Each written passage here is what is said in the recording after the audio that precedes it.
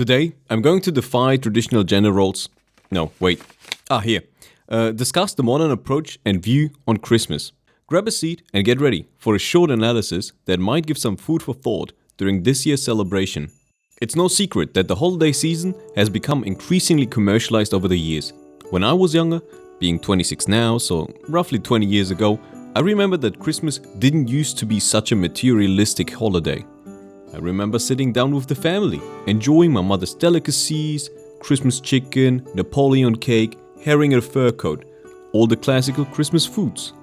And yes, the next day there was some presents under the Christmas tree, but that was barely relevant to me, even as a child. It was certainly cool getting a surprise toy after a month of joyful celebration, but there was more to Christmas, like we used to watch a Christmas movie every Friday and Saturday with the whole family for the entirety of December.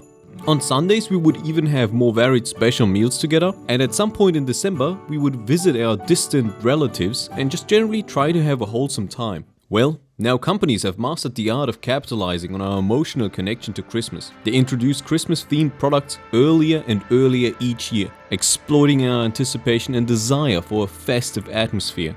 It used to be that around late November, the first decorations hit the shelves. Then it moved up to middle and early November, and this year I saw Christmas products in the middle of October, before Halloween. Early marketing campaigns play a significant role in shaping our perception of the holiday season. Advertisements bombard us with images of happy families, cozy homes and perfectly decorated trees, creating a sense of urgency to join in the festives, but with a focus on buying, consuming and buying even more. As a result, our expectations are heightened, and the pressure to create the perfect Christmas intensifies. This relentless push for consumerism has consequences beyond our wallets. By prioritizing profit over the true spirit of Christmas, we risk losing our genuine joy and meaning that the holiday season should bring. It is crucial to examine the strategies used by corporations to create this sense of urgency and understand how they impact our perception of Christmas. This can help us to avoid predatory traps laid out for us, and might even force this push for exuberant overconsumption to at least recede a little bit. Capitalism preys on our emotions, using nostalgia and sentimentality to sell more products. Advertisements often depict idyllic scenes of families gathered around the Christmas tree, creating an image that taps into our desire as social animals for a holiday with our loved ones. These marketing campaigns play with our emotions, leveraging our fond memories and yearning for a sense of belonging. They create a romanticized version of Christmas that we aspire to replicate. However, in our pursuit of this idealized image, we often find ourselves disappointed and disconnected from the true essence of the holiday. Sometimes we might be disappointed that our families and friends may not conform to the ideal image depicted in the advertisements. Other times, we might even ruin a truly joyful moment when we attempt to mold it into something more akin to a TV advertisement than reality. The manipulation of our emotion extends beyond advertising. The pressure to give and receive extravagant gifts can lead to feelings of inadequacy and anxiety. We may feel compelled to spend beyond our means or judge the value of our relationship based on material possessions. It is essential to recognize these manipulative tactics and maintain a critical perspective to preserve the true meaning of Christmas and protect us against capitalistic predation. Now, the pressure to conform to societal expectation during the holiday season can be overwhelming. We are bombarded with messages that imply our love and care for others is measured by the gifts we give. Consumerism has created a culture where the act of gift giving is seen as a reflection of the worth and the strength of our relationship. As a result, we feel compelled to spend an excessive amount of money on presents, even if it means going into debt.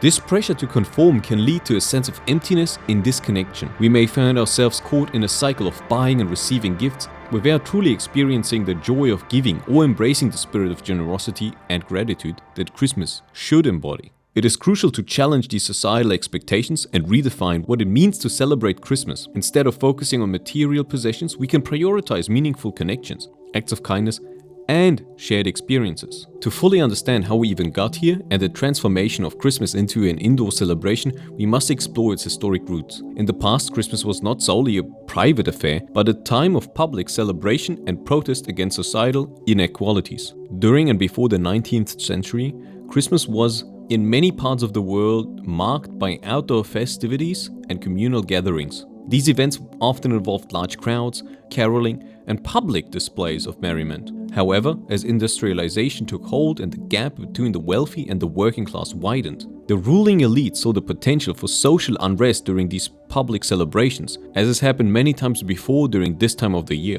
In an effort to maintain control and suppress any potential protests, the wealthy began promoting the idea of Christmas as an intimate indoor celebration. They encouraged families to focus on their own households, emphasizing the importance of private gatherings and gift-giving within the confines of the home. This shift effectively redirected the energy of the working class away from public demonstrations and towards more individualistic celebrations. Over time, this concept of an indoor family-oriented Christmas became deeply ingrained in society. It was further solidified by popular literature such as Charles Dickens' A Christmas Carol, which highlighted the importance of love, family, and charity during the holiday season. And every one of us is surely familiar with at least one piece of pop culture depicting Christmas as a family-oriented indoor celebration. Effectively, the rich told us to stay at home, and when they realized we still had money in our pockets, they sent us to spend it on luxury goods for the people closest to us. In my opinion, this has led to an increase in social isolation beyond the family circle, which many of us feel during this time of the year. A once again more open approach to the holidays could prove beneficial to society, strengthening the bonds in our communities and helping those in need. The excessive production and consumption of Christmas-related goods have detrimental effects on our environment. The demand for cheap, disposable decorations and gifts contributes to the exploitation of natural resources and the generation of excessive waste. The holiday season has become synonymous with overconsumption, resulting in significant environmental consequences. The production of plastic decorations, wrapping paper, and packaging contributes to pollution and the depletion of finite resources. Moreover, the disposal of these items after the holiday season leads to overflowing landfills and further damage to the planet. To combat this, we must consider alternatives to our traditional celebrations.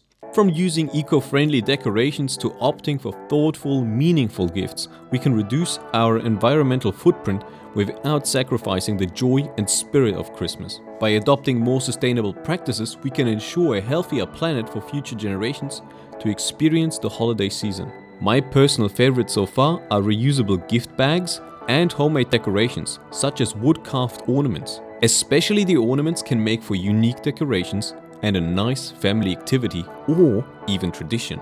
While it's easy to feel disillusioned by the commercialization of Christmas and the historic transformation into an indoor celebration, we can still reclaim its true essence. By shifting our perspective and embracing alternative approaches to celebration, we can create a holiday season that is centered around genuine connections, gratitude, and generosity. Instead of focusing solely on material possessions, we can prioritize experiences over things. We can create new traditions that emphasize spending quality time with loved ones, engaging in acts of kindness, and giving back to our communities. By redirecting our focus towards the true spirit of Christmas, we can experience a deeper sense of fulfillment and joy. Reclaiming the true spirit of Christmas requires us to be mindful consumers, conscious of the impact our choices have on ourselves, others, and the environment. By embracing simplicity, gratitude, and compassion, we can create a holiday season that is truly meaningful and aligned with our values. Here I would like to tell a personal story of my own family.